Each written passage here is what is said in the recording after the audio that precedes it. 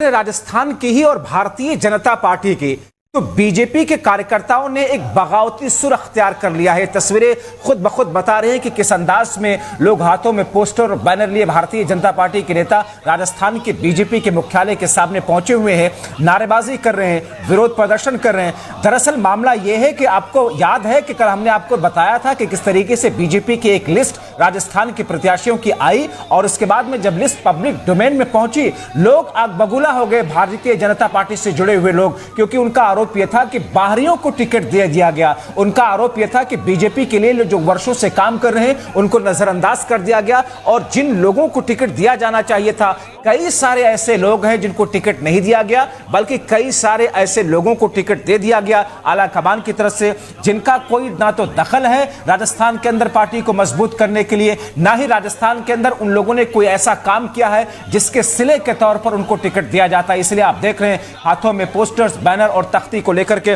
किस तरीके से यहां पर राजस्थान में भारतीय जनता पार्टी के कार्यकर्ताओं का आक्रोश इस अंदाज में देखने को मिल रहा है। आपको बताएं कि अभी कल ही दरअसल राजस्थान में बीजेपी ने अपनी लिस्ट जारी की थी और ऐसे में राजस्थान बीजेपी के कार्यकर्ताओं की तरफ से कार्यकर्ताओं की उपेक्षा किए जाने की बात बड़ी जोर शोर से उठ रही है। और ये तस्वीरें आप देख रहे हैं, खुद ब खुद इन तस्वीरों के माध्यम से यह समझा जा सकता है कि बीजेपी के कार्यालय के बाहर अगर इस किस्म की स्थिति हो तो इसका मतलब यह है कि यह धुआं बिना आग के तो कतई नहीं है। और इसीलिए इसको ज्यादा और ताजा जानकारी के साथ में हमारे सहयोगी संजय इस वक्त जुड़े हुए हैं। एक बार फिर उनकी तरफ रुख करता हूं।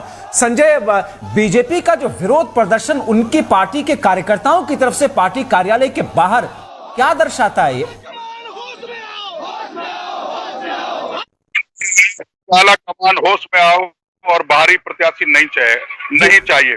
ये जो लोग हैं, टॉक ओनियारा जो विधानसभा क्षेत्र है, यहाँ से कर्नल किरोड़ी सिंह बैसला जो समाज के आते थे और आरक्षण संघर्ष समिति के अध्यक्ष थे, उनके पुत्र विजय बैसला को प्रत्याशी बनाया गया है। जो इस क्षेत्र में वर्षों से भारतीय जनता पार्टी के लिए काम कर रहा था, उसको टिकट काटा गया है क्योंकि विजय बैसला करौली विधानसभा क्षेत्र से आते हैं, वहां रहते हैं और इनको करौली से 300 किलोमीटर दूर प्रत्याशी बनाया गया।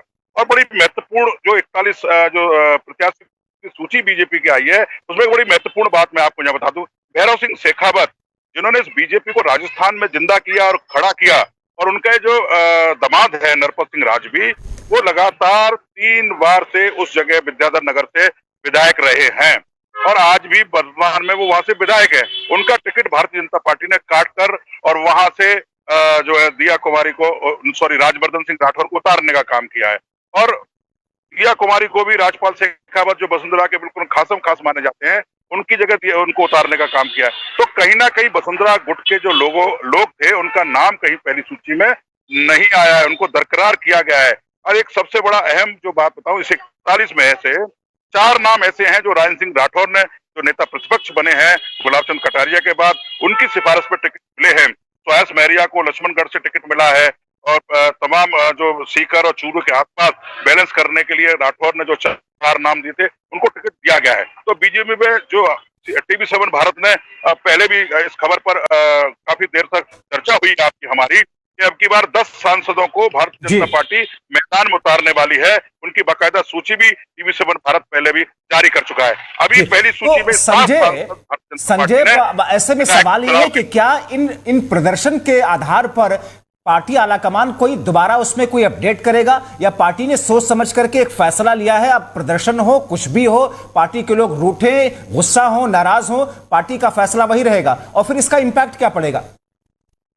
बिल्कुल, जब मैं बता दूं कि पार्टी संभावना अदला बदली की संभावना तो बिल्कुल शून्य के बराबर है। अदला बदली टिकटों की नहीं होगी, चाहे कोई कितना प्रदर्शन कर ले, क्योंकि ये सूची वहां नरेंद्र मोदी और अमित शाह और JP नड्डा के यहाँ से फाइनल होकर आई है। प्रदेश स्तर पर इसका कोई इम्पैक्ट नहीं देखने में मिलता, ना उनकी कहीं एक सीट में प्रदेश का जो कार्यकारिणी है उसकी चली है, क्योंकि 3-3 नाम यहाँ से मांगे गए थे, उनकी IB रिपोर्ट मांगी गई थी। और इन पूरे 41 में 7 जो सांसद हैं जो सीधा नरेंद्र मोदी की सरकार में मंत्री थे या मंत्री रहे हैं, वो सीधा वहां लोकसभा में बैठते थे, उनको उतारा गया है।